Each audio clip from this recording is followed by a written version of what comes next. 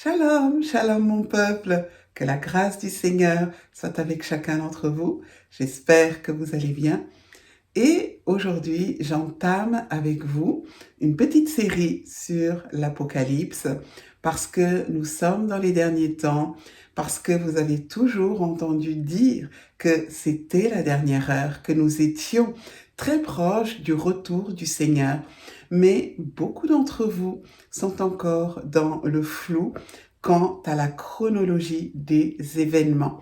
Donc, pas de théologie, pas de controverse, mais plutôt quelque chose de simple, quelque chose d'accessible, quelque chose qui soit à la portée du plus grand nombre, afin que nous puissions édifier notre foi. Et nous allons plutôt nous attacher à ce que nous avons de commun et nous allons essayer de comprendre un petit peu mieux ces temps difficiles dans lesquels nous sommes pour pouvoir nous édifier et nous préparer au mieux avant la venue de notre Seigneur. À partir du moment où Lucifer a été éjecté du ciel et projeté sur la terre, la Bible dit qu'il est descendu avec une grande colère. Son unique dessein, en sachant qu'il a peu de temps, est de détruire l'homme et de faire en sorte que le maximum de l'humanité puisse le suivre dans la mort et dans la destruction. Il a entendu toutes les prophéties, il a entendu toutes les paroles que Dieu a données à Ève dans le jardin. Il a suivi de très près tous les prophètes qui ont annoncé la venue de Christ et il est parfaitement conscient de ce que sera sa fin. Et siècle après siècle, il a œuvré en sourdine pour que l'homme s'éloigne de Dieu et s'autodétruise. L'humanité a évolué, certes, mais ses projets ont toujours été de progresser dans le mal. Nous le savons, frères et sœurs, Lucifer est l'être le plus jaloux qui soit. Il a toujours envié l'adoration qui était donnée à Dieu. Et son unique dessein est d'obtenir cette adoration par tous les moyens, au travers du péché, au travers de l'idolâtrie. Mais le temps viendra où il régnera à visage découvert à travers l'Antichrist. Et là, il obtiendra cette adoration qu'il a toujours voulu recevoir des hommes. Siècle après siècle, les sociétés ont évolué. Elles ont progressé en mettant en place un système antéchrist. Et il faut savoir distinguer l'antéchrist de l'antichrist. Anté signifie avant. Donc l'antéchrist, c'est un système préparatoire qui, siècle après siècle, a été mis en place dans toutes les sociétés en vue de remettre un jour le pouvoir total à l'antichrist. Anti signifie contre. C'est celui qui est contre Christ. L'antéchrist est donc un système préparatoire qui a été travaillé et que le diable a mis en place siècle après siècle, tandis que l'antichrist est une personne bien réelle à qui le diable remettra une grande partie de son pouvoir afin qu'il règne à visage découvert sur la terre. Nous lisons dans 1 Jean chapitre 2 verset 18 ceci. Petits enfants, c'est la dernière heure. Et comme vous avez appris qu'un antéchrist vient, il y a maintenant plusieurs antéchrists.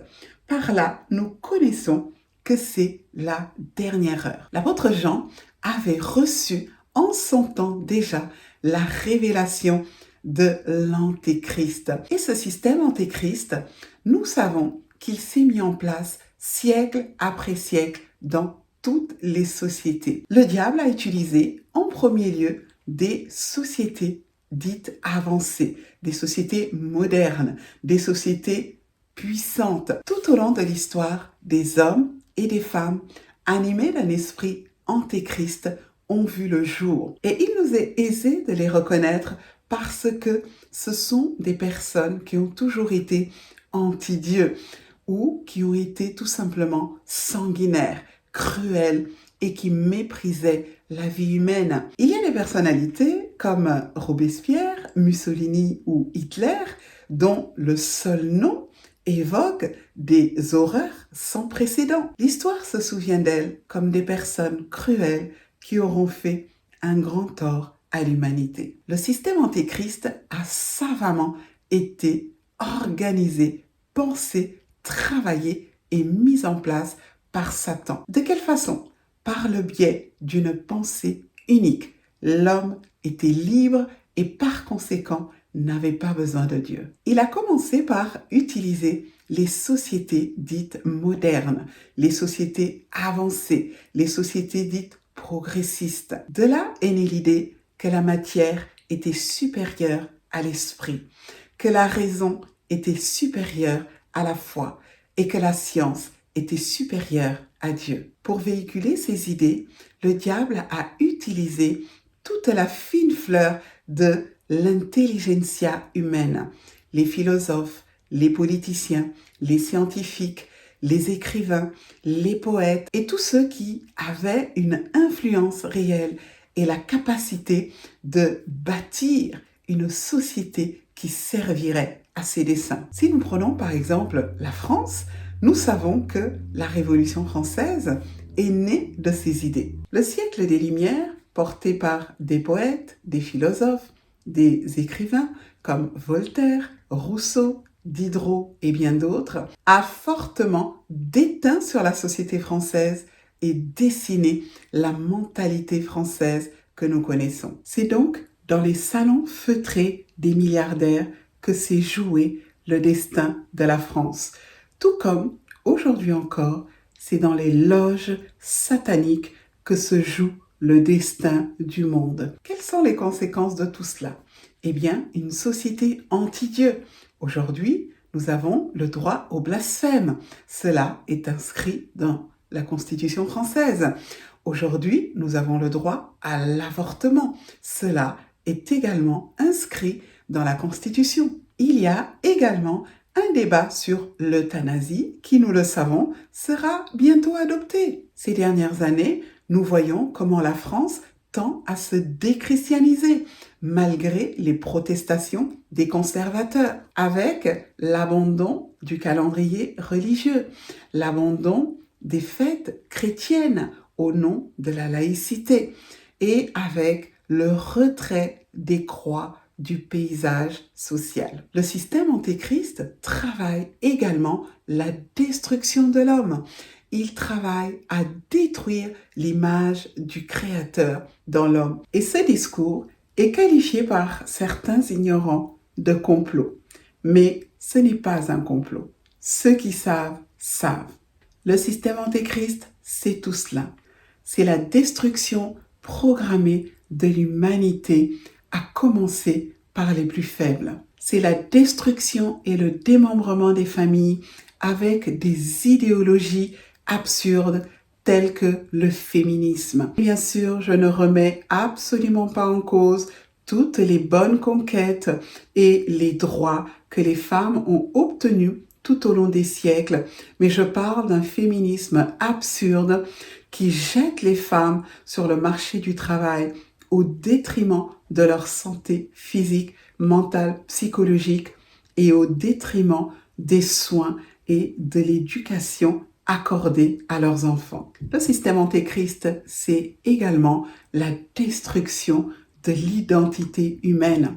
Aujourd'hui, il nous arrive de rencontrer des personnes qui sont tellement tatouées, percées de partout que l'on peine à les reconnaître. Et on se demande si ces personnes ne sont pas des extraterrestres. Le système antéchrist, c'est également la promotion du péché, la promotion de l'idolâtrie, la promotion du sexe à outrance, la promotion d'une liberté qui, en réalité, ne fait que détruire l'être humain. Le système antéchrist, c'est également le brouillage des valeurs. C'est l'éradication de tout ce qui est moralement bon. Et nous en sommes aujourd'hui à appeler le mal bien et le bien mal. Et enfin, Le système antéchrist, ce sont des avancées technologiques sans précédent dont on sait que l'homme ne maîtrisera pas les effets à long terme. Car toutes les technologies que l'homme appelle progrès, au final, sont détournées de leur but premier et finissent par l'asservir. Et c'est par le biais de toutes ces technologies avancées que le diable finira par définitivement détruire l'humanité. Frères et sœurs, la Bible nous appelle à la prudence. Tout m'est permis, mais tout n'est pas utile. Nous sommes dans ce monde, mais nous n'en faisons pas partie. Et nous savons que dans ces derniers temps, nous sommes appelés à faire preuve de prudence et de discernement. Que le Seigneur vous bénisse et je vous dis à très bientôt. Shalom!